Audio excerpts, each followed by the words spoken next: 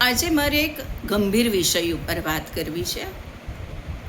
અમુક વાર આપણને એવું જોવા મળે છે કે આપણા વર્તુળમાં કોઈ એકાદ વ્યક્તિ એવી હોય છે કે એમના મતે એમનું જ કામ મહત્ત્વનું હોય, એમનો જ સમય અગત્યનો હોય.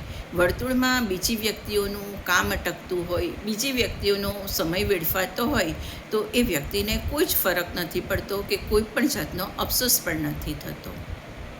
આવી વ્યક્તિઓને પોતાને જ ગમતું, પોતાને જ ફાવતું, પોતાને જ ભાવતું થવું જોઈએ એવો એમનો દુરાગ્રહ હોય છે. વર્તુળમાં બીજી વ્યક્તિઓની પસંદ નાપસંદ, અગવડતા વિશે એમને કોઈ જ જાતની ફિકર નથી થતી.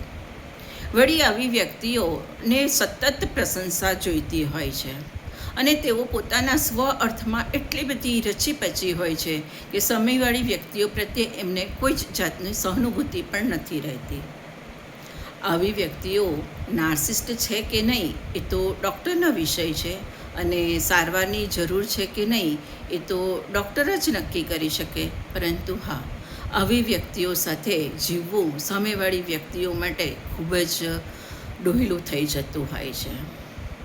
આ સામેવાળી વ્યક્તિઓ એ પેલી વ્યક્તિને ગમે એટલો પ્રેમ કરતી હોય, આ સામેવાળી વ્યક્તિઓનો સ્વભાવ ગમે એટલો કોમ્પ્રોમાઇઝવાળો હોય, ગમે એટલું લેટ ગો કરી શકનારા હોય, પરંતુ એક સમય એવો પાકી જાય છે કે પેલી વ્યક્તિઓથી આ સામેવાળી વ્યક્તિઓ ત્રહિમામ પોકારી દે છે અને આવી વ્યક્તિઓ સાથે જીવન નિભાવવું અને સંબંધ નિભાવવો ખૂબ જ કફોડું થઈ જતું હોય છે.